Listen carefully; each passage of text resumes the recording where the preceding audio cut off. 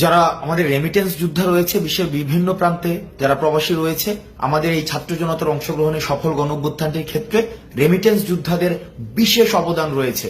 আমরা দেখেছি রেমিটেন্স যোদ্ধারা আমাদের সমন্বয়কদেরকে যখন বিভিন্ন আইন শৃঙ্খলা রক্ষাকারী বাহিনী ধরে নিয়ে যায়, তখন তারা স্বপ্রণোদিতভাবে রেমিটেন্স শাটডাউন কর্মসূচি পালন করে, যেটি ছাত্র জনতার, ছাত্র নাগরিকের অংশগ্রহণে গণঅভ্যুত্থানটি সফল করার ক্ষেত্রে বিশেষ ভূমিকা পালন করে।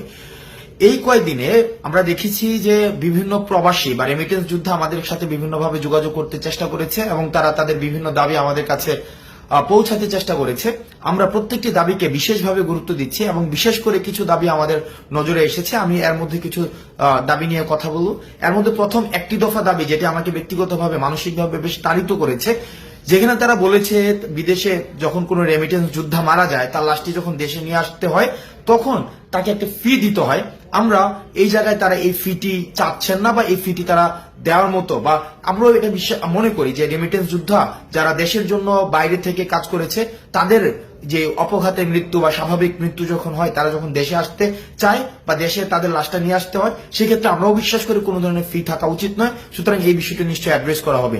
দ্বিতীয় যে একটি গুরুত্বপূর্ণ বিষয়, সেটি হচ্ছে প্রবাসীরা যখন দেশে আসে, এয়ারপোর্টে তাদের নানাবিধ হয়রানির শিকার হতে হয়, তাদের তৃতীয় শ্রেণীর নাগরিকের সেখানে হচ্ছে মর্যাদা দেওয়া হয়। আমরা চেষ্টা করব এই বিষয়টিকে খুব দ্রুত সময়ের মধ্যে অ্যাড্রেস করা, তাদের জন্য যথাযথ মর্যাদা নিশ্চিত করা হয় এবং বিদেশ থেকে তারা যেসব জিনিস নিয়ে আসে সেগুলো যেন যথাযথভাবে খুব সেফলি তাদের কাছে হস্তান্তর করা হয়। আরেকটি বিষয় রয়েছে, সেখানে তারা বলেছেন যে যতদিন পর্যন্ত তারা বিদেশে থাকেন ততদিন পর্যন্ত তাদের যেই সন্তান রয়েছে দেশে, তাদেরকে বিশেষভাবে তাদের যেন তত্ত্বাবধান করা হয়, সেই বিষয়টিকে আমরা অ্যাড্রেস করার চেষ্টা করব।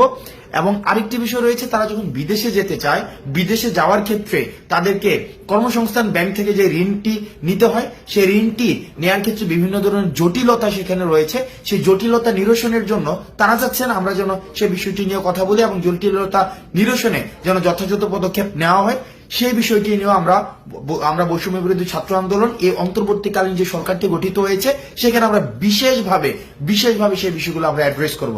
এখন বর্তমানে যারা রেমিটেন্স যোদ্ধা বিশ্বের বিভিন্ন প্রান্তে রয়েছেন, আমরা আহ্বান জানাবো আপনাদের কাছে, বাংলাদেশ যে অন্তর্বর্তীকালীন সরকার গঠিত হয়েছে, সেই সরকারের হাতকে শক্তিশালী করার জন্য এবং আমরা যেই বৈষম্যহীন বাংলাদেশের স্বপ্ন আমরা দেখেছি, সেই স্বপ্নকে প্রভাবিত করার জন্য, সেই স্বপ্নকে গতিশীল করার জন্য এবং সেই স্বপ্নকে বাস্তবায়ন করার জন্য আমরা বিশ্বাস করি রেমিটেন্স যোদ্ধাদের সহায়তা ছাড়া সেটি কখনোই সম্ভব না।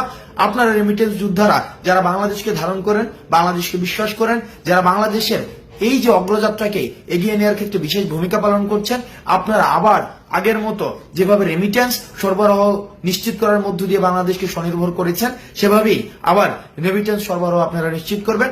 আমরা এই অন্তর্বর্তীকালীন সরকারে আমাদের ছাত্র প্রতিনিধি যারা রয়েছেন, তাদের অংশগ্রহণের মধ্য দিয়ে আপনাদের না বলা কথাগুলোকে আমরা তাদের কাছে পৌঁছে দিব এবং আমরা প্রতিশ্রুতি দিচ্ছি আপনাদের এতদিন পর্যন্ত যেসব দাবিগুলো বাস্তবায়ন হয়নি, সেই সব দাবিগুলো বাস্তবায়নের ক্ষেত্রে আমরা স্পোকসম্যান হিসাবে কাজ করব। আপনারা বিশ্বের যে প্রান্তে থেকে বাংলাদেশকে প্রতিনিধিত্ব করছেন, আপনাদের সবাইকে সালাম জানাচ্ছি। সালাম আলাইকুম।